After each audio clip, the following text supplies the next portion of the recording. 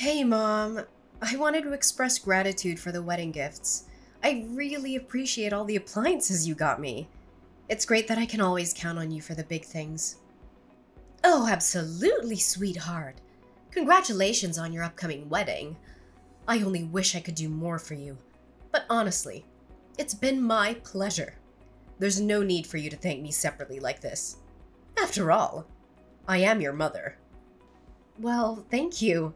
But, you're not technically my biological mom. Wait, what? What do you mean, dear? Oh, come on. No need to play coy. You're not my biological mother. But I wanted you to know that I'm so grateful for everything you've done for me. Uh, Wait. Hold on a second. What are you trying to say here, Eleanor? Did you actually think I didn't know? You thought I believed you were my birth mother all these years? What on earth are you talking about? I am your mother, Eleanor. Seriously, no need to play innocent. Just because you've raised me for 28 years doesn't mean you're biologically related to me. It's not like feeding me, dressing me, teaching me things over the past 3 decades made my genes suddenly yours. It's not like all the care and love you've given me somehow changed me to be your own daughter. Hold up, Eleanor. What's going on? Why are you saying this? Don't try to act clueless. Stop saying what? It makes you sound stupid. Raising me and pretending to be my biological mother all this time? It's not fair to my real mother, you know. Can you even imagine how she must have felt after losing her baby to someone else? Eleanor, I am genuinely confused. Where is all of this coming from?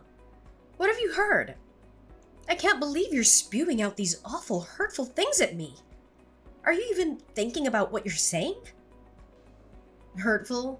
Seriously? What about you essentially taking someone else's baby?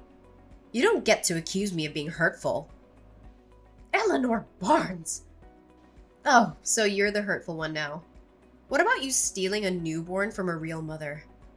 If it weren't for you, my real mom could have married Daddy, and the 3 of us could have been a real, true family. If it weren't for you, I would never have had to grow up with a fake mom. My poor birth mother had to go on living her life with her heart broken into a million pieces, and I ended up living this humiliating pretend life, all because of you. Eleanor, you're completely misinformed. I didn't steal you as a baby. You're suggesting something illegal and horrible. Your birth mother actually handed you over to me, willingly. She said she wasn't going to raise a child as a single mother. She made a deal that she would disappear from your life as long as I raised you. Then, your poor birth mother even demanded money in exchange for you, like I asked to take you away from her. I offered, of course, but who does that? It was like she was selling you to me. Giving her some money was the least you could do after that. She gave you her baby, for God's sake. Have you been sore about the donation all these years? Have you been keeping a score or something? That's really trashy. And you wouldn't even have taken me so eagerly if you weren't barren yourself, would you? So don't give me any of that, oh, I raised you with my heart crap, because you didn't do it for me. You did it for yourself. And you did it to satisfy your own selfish greed of being a mom and a wife. To fulfill your ideal of a perfect family. You probably pretended your butt off so you could appeal how perfect a mom and wife you are to Daddy. Sweetheart, I never once thought of you as anything other than my own daughter. I cherished you as a precious gift. I spent the past 28 years being thankful and showing that through raising you. I'm so proud of the woman you've become. I understand that the wedding planning can be stressful, but let's not let it get between us. Huh. Always riding that high horse, Paisley, huh? Just take a moment to step down and try to understand how my real mother must have felt. Step out of that fake, cheerful facade of being my mom and see the reality the rest of us have experienced. Do you even have an ounce of decency? I'm not your daughter anymore. I won't play along with your charades or any other fake roles you want me to take on. So save yourself the trouble and don't bother showing up at my wedding or sending emails. Just stay out of my life. I'm cutting ties with you. I'm moving forward into a new chapter, and I'd prefer if you weren't part of it. Got it? Eleanor, how long have you known that I'm not your biological mother? And who told you? Well, now you're asking. Daddy spilled the beans about 3 years ago. Yeah, around the time I met Miles. We all used to hang out together. Daddy, my real mom, Miles and I. Dinners, shopping trips, you name it. You genuinely had no clue?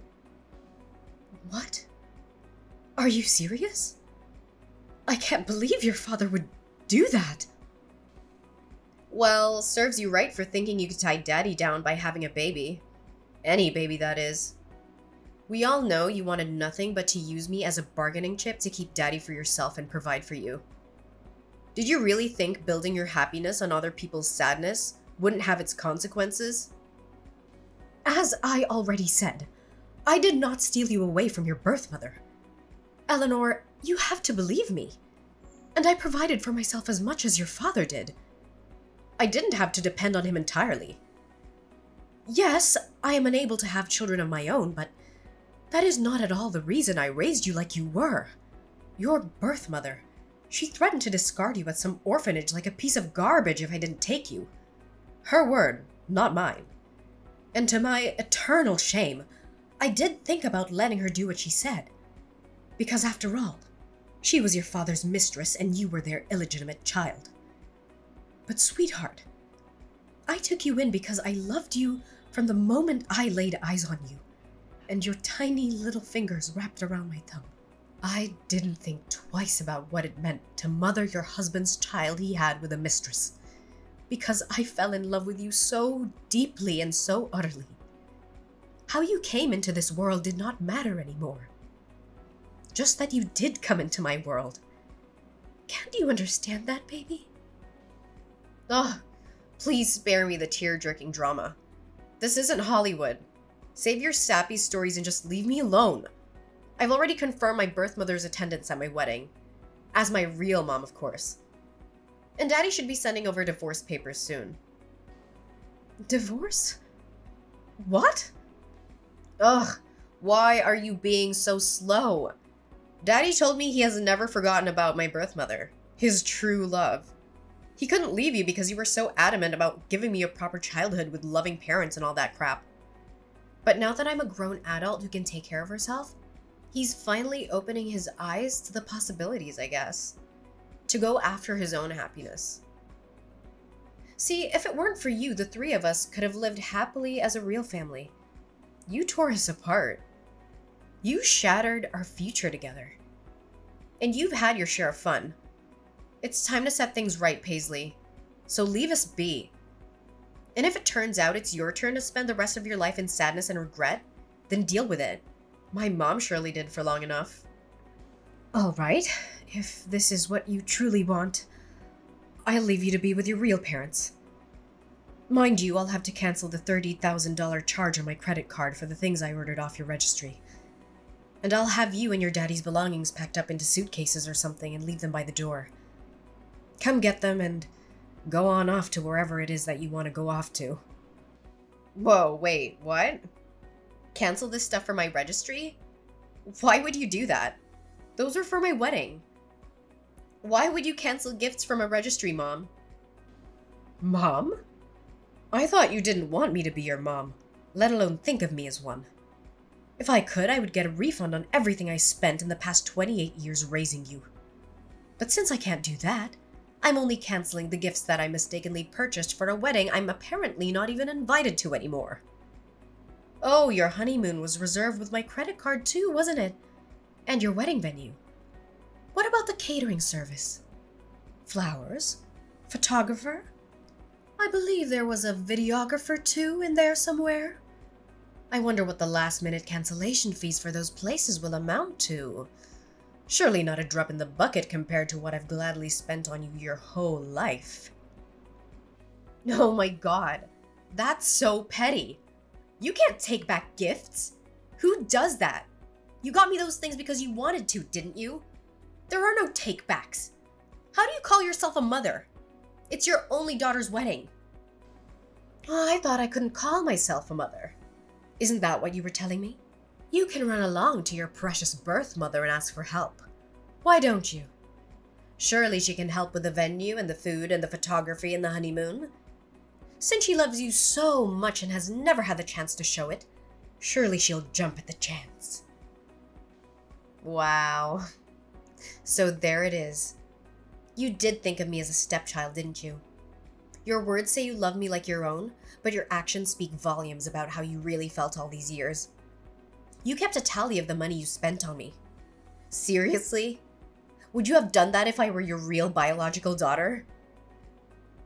You know what? Fine. My mom can cover the venue and honeymoon. Miles probably has some money saved up too. We don't need your help. All we need from you now is to sign those divorce papers. You got it. The sooner, the better.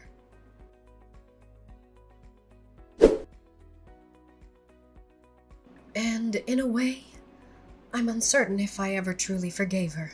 But in that moment, all that mattered was before me. I gazed upon what could have been perceived as a lump of flesh, and then she opened her eyes. Meeting mine, I gently touched her hand, and she curled her tiny, delicate fingers around my thumb. She was mine. In that moment, I believed in the intricate mysteries of God's design. This perfect child had been delivered to me as if by divine intervention. She was a gift, and in turn, I was designed to be her mother. The saying, blood is thicker than water, held some truth. But what truly resonated was that love could defy all odds. Eleanor brought a joy I had never dared to dream of before. The first time she called me Mama, the moment she took her initial steps, her genuine delight in the meals I prepared. Those instances were all emblematic of a kind of love that transcended boundaries. Her small hand in mine as we walked together, the handmade artwork she gifted me on Mother's Day. She had been gradually filling the void within my heart, until it was overflowing with a love I never thought possible. I could have never foreseen that one day she would utter those hurtful, devastating words she hurled at me today. My husband's confession to his ongoing affair with Shelley's birth mother shattered the foundation of our 33-year marriage. Our life together unraveled in the blink of an eye as we walked out of the courtroom with our marriage officially dissolved. Once back home, I hastily gathered their belongings, tossing them into any available box, and left them outside my door. The sight of my now half-empty home was a stark reminder of the abrupt changes that had befallen me. As I tried to process the shock of it all, a text message notification illuminated my phone screen. A message from my now ex-husband.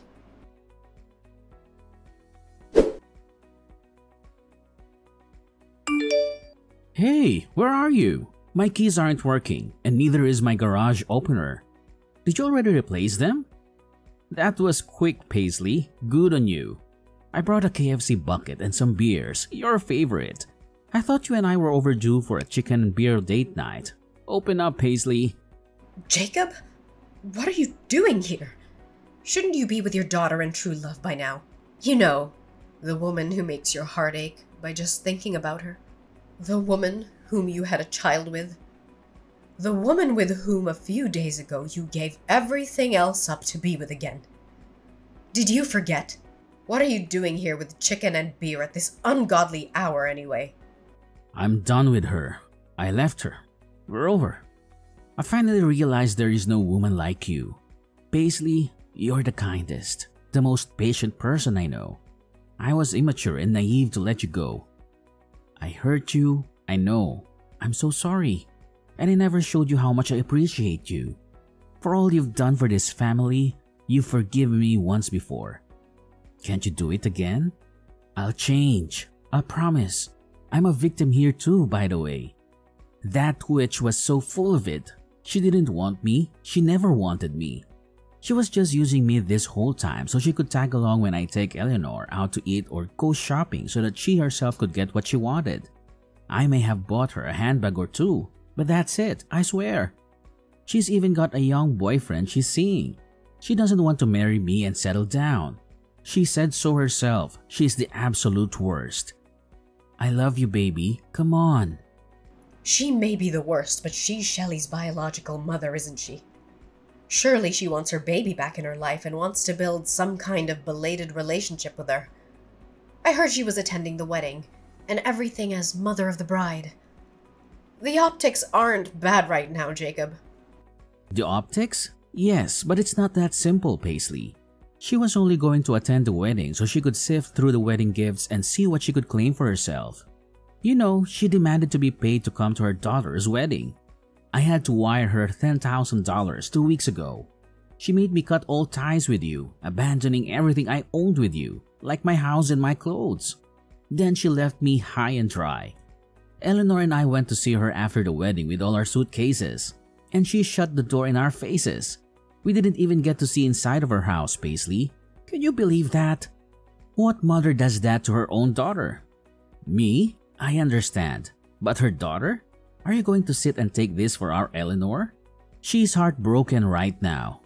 Oh, say something, Paisley. Eleanor made it abundantly clear that I am not her mother, nor does she consider me her mother. In one single conversation, she took away all my hard work and dedication as her mother and basically erased me from her world. I realize now that trying to hold on to her was like holding onto a fistful of sand. No matter how tight or hard I try to keep all the sand in my hand, it'll find its way out between my fingers. But you were happy being her mom, weren't you? You loved her with all of your heart. You still love her. I know you do. Even if Eleanor in her youth erases 28 years of her life with you, surely you can't. I did have some great times with Eleanor, I sure did. She was my everything. But the accusations she hurled at me, they were cruel, Jacob. That side of her didn't come from my nurturing. It's her nature. It's the nature of your mistress. I can't get past that. At least not just yet, Jacob. Maybe a real biological mother could have easily forgiven her daughter for something like this. So I guess I'm no better than what Eleanor thought of me. Because in the end, I'm not her real mother. Mom, it's me, Eleanor. I'm so sorry. Mommy, can you please forgive me? I don't know what got into me. If you let us back in, I will never think or talk about my real mom ever again. I'll be the best daughter to you. The kind of daughter you deserve to have. I promise. Please, Mom. We have nowhere else to go, Mom. Daddy and I will come inside and beg us if you want to. Please let us in and you can help me with my wedding plans again. Remember how fun that was? Let's go to the mall together. Just you and me. Like old times. We can stop at the food court and get some cheese fries like we used to. I miss your meatloaf, Mom. I miss your awesome meatloaf with real breadcrumbs. Will you teach me how to make it? I want to pass it down to my kids too. It'll be an heirloom recipe. If I learned anything from this whole ordeal, it is that I wasn't as big a person as I thought I could be. I cannot find it in me to forgive you two for what you've done. I guess I am nothing but an evil stepmother, like you said. After all, our relationship ends here, Eleanor and Jacob. Thank you for the many happy memories you've allowed me the past 28 years, Eleanor. Whether they were real for you or not, I will cherish them forever, because they were real to me. I will try to keep only the happy memories of you. But now it's time for you to leave me and never come back. Don't make this any messier for us. Goodbye, Eleanor.